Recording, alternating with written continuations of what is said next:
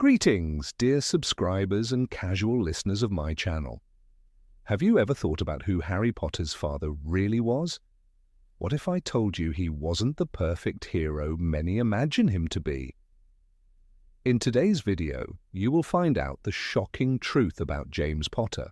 For Harry, his parents were always a shining ideal, almost like angels in human form. And it makes sense. A boy who lost his family as a baby would naturally idealize them, especially growing up in a home where he was unloved and mistreated by the Dursleys. But what happens if we step away from childhood admiration and look at James Potter objectively? His mother, Lily, was kind-hearted and selfless, but James, he was far from a saint.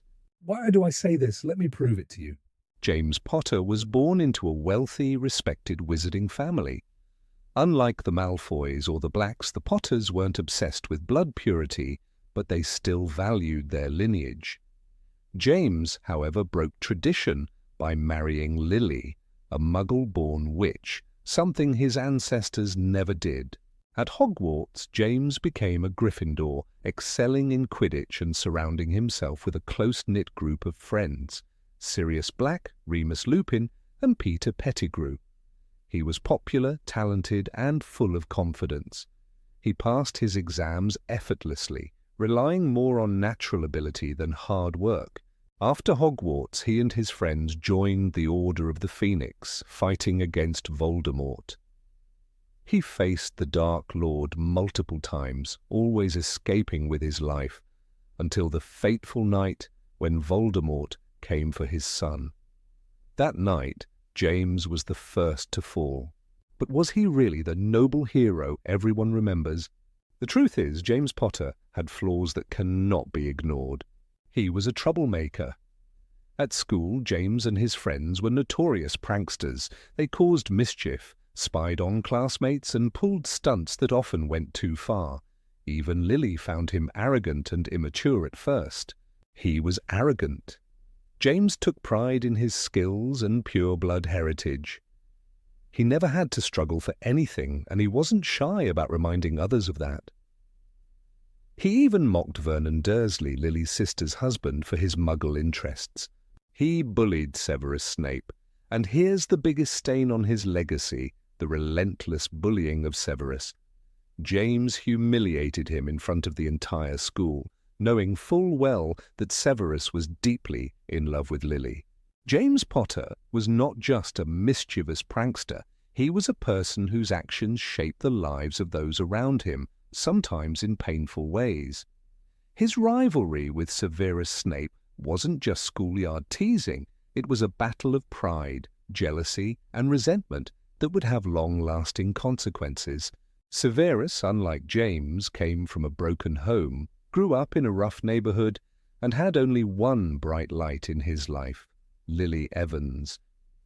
Their friendship was built on years of shared secrets, magical discoveries, and an unspoken bond that survived even their differences in blood status. But James saw Snape as an easy target. He was awkward, poor, and deeply immersed in the dark arts. That was all James needed to justify tormenting him. One of the worst incidents took place by the Black Lake, in full view of their classmates. James, with his usual arrogance, decided to show off. With a flick of his wand, he levitated Severus upside down, exposing him to the laughter of the crowd. He made cruel jokes, enjoying the attention. Severus, humiliated and desperate to fight back, lashed out with words that would cost him dearly. He called Lily a mudblood, the worst insult in the wizarding world. It was the moment that shattered their friendship forever. But was it really all Severus's fault? James had pushed him into that moment, driven him to the edge, cornered him with no way out. Would Snape have ever uttered that word if James hadn't been determined to humiliate him at every turn? It's easy to paint Severus as the villain and James as the golden boy, but the truth is far more complicated. James wasn't just cruel to Snape.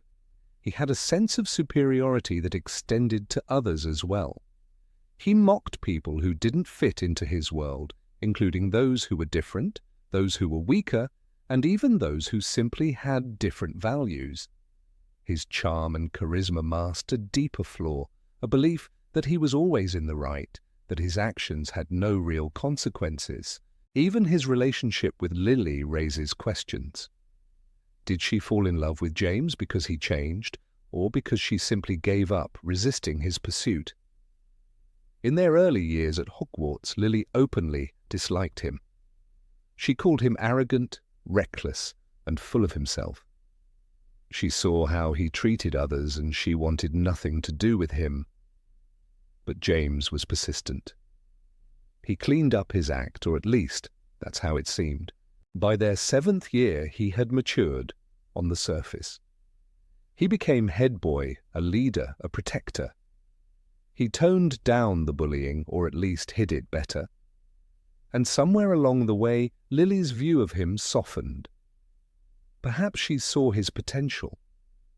Perhaps she convinced herself that the boy who had once tormented others had truly grown. Or maybe she simply got tired of fighting against the version of James that the world adored. Their love story is often told as a tale of redemption, proof that James was not the same person he had been at 15. But people don't change overnight. Did James ever truly regret his past, or did he just become better at covering it up? One thing is certain, his past had lasting effects. The hatred between James and Severus didn't end at Hogwarts. It followed them into adulthood, poisoning every interaction, shaping Snape's choices, and in some ways, even contributing to James's death. When Voldemort rose to power, the war consumed the wizarding world. People were forced to choose sides. Snape, bitter and filled with anger, aligned himself with the Death Eaters. James, on the other hand, fought against them. Two men who had once been school rivals now stood on opposite ends of a deadly battle. But there's another layer to this story, one that makes James's role even more complex. Because despite all his arrogance, despite all his bullying, James ultimately sacrificed himself. The night Voldemort came for Harry, James stood his ground. He didn't have a wand, he didn't have a chance, but he still fought, he still tried. Does that one act erase everything else? Some would say, yes. They would argue that in the end, James proved his true nature, that he was a hero, that he loved his family more than anything. And there is truth in that. He wasn't a coward, he didn't run, he didn't hesitate. But does bravery absolve a person of their past? Severus Snape, the man James had tormented, would spend the rest of his life protecting the boy who carried his enemy's face. He didn't have to. He could have let Harry fend for himself. He could have ignored Dumbledore's pleas.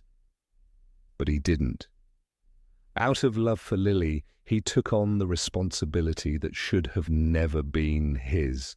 Imagine how bitter that must have felt, to spend years shielding the son of the man who had made his own school years miserable, to look at Harry and see not only Lily's eyes, but James's smirk, James's arrogance, James's talent. And yet Snape endured it. James never got the chance to grow old, never got the chance to prove whether he had truly changed. Perhaps if he had lived, he would have become a different man. Perhaps fatherhood would have humbled him. Perhaps he would have learned to see the world through the eyes of those he once looked down upon. But we will never know. What we do know is that he left behind a complicated legacy. He was loved. He was mourned. He was a hero to some and a tormentor to others. So the question remains, was James Potter truly a good man?